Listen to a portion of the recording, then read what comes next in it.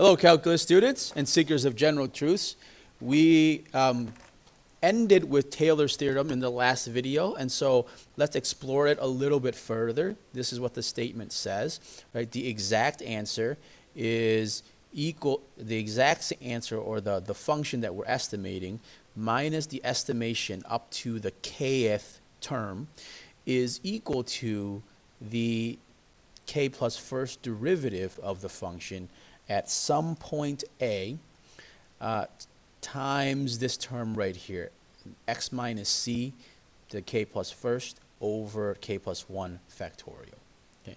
Now the big factor, or the big deal about this theorem is A, what about this point? If we know what this point is, and we can calculate the k plus first derivative of the function at that point, then we can do some rearranging and figure out the exact solution. But unfortunately, we usually don't know what the value of A is exactly. Fortunately, we don't really need to in many cases. We can just do very well with just an upper bound for that term. So this k plus first derivative of f at A, if we can figure out an upper limit for that, we can still do some great things with some very complicated functions. So let us take a look at an example now. So this was from several videos ago. I recommend you going back to those videos, see the links for them if you don't know, if you haven't seen this. But this question asks, use the first four non-zero terms of the Maclaurin series for cosine of x to estimate cosine of 0.5. That's the Maclaurin series for cosine of x. The first four non-zero terms are these.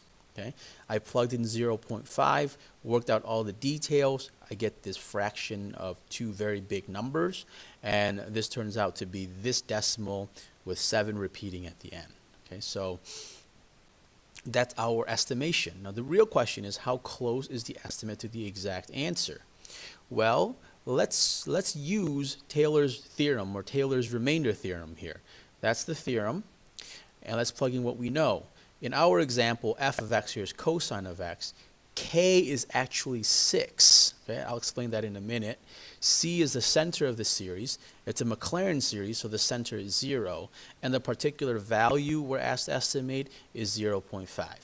Now let's go back to this fact that k is equal to 6. Remember that the Taylor series for the cosine ratio, for the cosine function, excuse me, is this, right?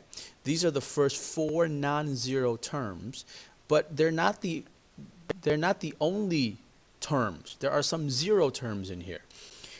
In order to get to 4 non-zero terms, we actually had to calculate 7 terms altogether. There are 3 terms in here that are in fact equal to 0. So let's just think about that for a minute here. When we go to expand this expression for the Taylor series of the cosine function, we often use a shortcut. We put like x to the 2n over here. But if we go back to the original expression of the Taylor series for a cosine function, we find that in order to get to this point here, in order to get to 4 non-zero terms, we actually had to calculate 7 terms altogether, right? There's actually an x term, an x to the 3rd term, and an x to the 5th term in here somewhere. But it just so happens that those coefficients are 0. Okay, so don't be confused by this expression here that the first 4 non-zero term of the Maclaurin series for cosine, actually we have to go up to k equals 6. Okay, and so with that in mind, our error over here, this is when k is equal to 6, k plus 1 is equal to 7, and again, x is 0.5, and it's a Maclaurin series, so the center here is 0. Using our Taylor theorem formula, we have k plus 1 here, that's 7, and k plus 1 factorial, so 7 factorial. And I worked out all of and this expression here is supposed to equal the exact answer minus the estimation, right? So we did this estimation on the last page.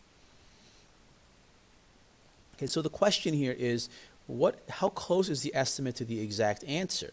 Okay, so again, this is the error or the remainder, and that's equal to the exact answer minus the estimation. That's exact answer, the estimate, and we did this using a 6th degree polynomial.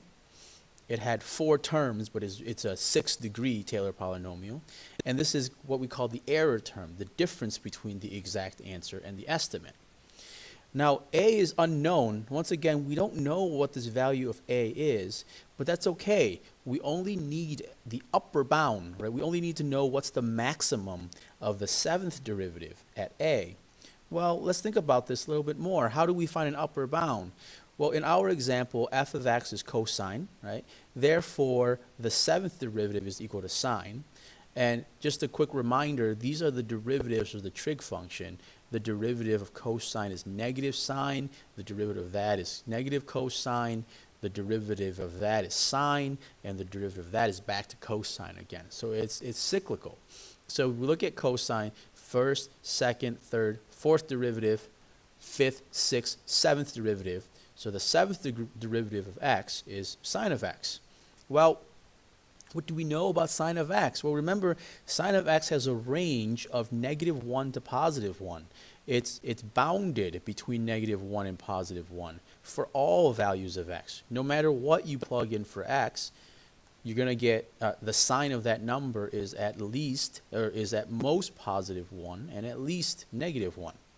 So therefore, we can say that 1 is greater than or equal to the absolute value of the 7th derivative, or sine of x, of f of x. In this case, we're using cosine. Okay?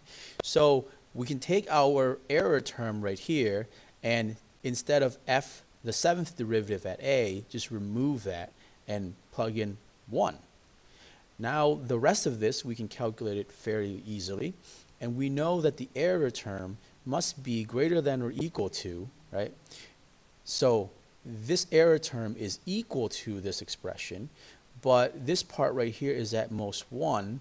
So when we change the 1 here to its maximum value, we know that the right side of the equation here is less than or equal to the left side of the equation. Okay? So this right here, I brought it down. This right here, I brought it down. I removed this value with its maximum possible value, and I set up the inequality, and I put absolute values around it just because we're really concerned about how far away we are from the answer. We're not so much concerned which direction we are away from the answer. Okay, so there you have it. This provides us an error bound for the calculation of the cosine of 0.5. Okay? And once I work all that out, this term right here, 1/2 minus 0 to the 7th over 7 factorial, that's 1 over 645,120. That's greater than the difference between the exact answer and the approximation. And so what this means is that using a 6th degree polynomial, we are within about 1.55 10 to the -6 of the exact value, which is pretty darn good, considering we didn't do a whole lot of calculations. The polynomial here is a relatively short one. Okay?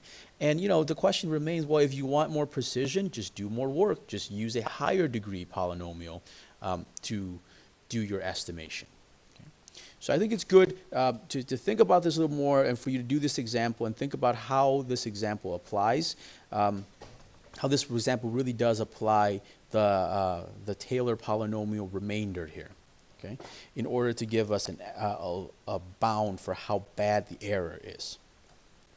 All right, so I will end this video here, and we will extend this idea to some other functions and some other more complicated example in the next one.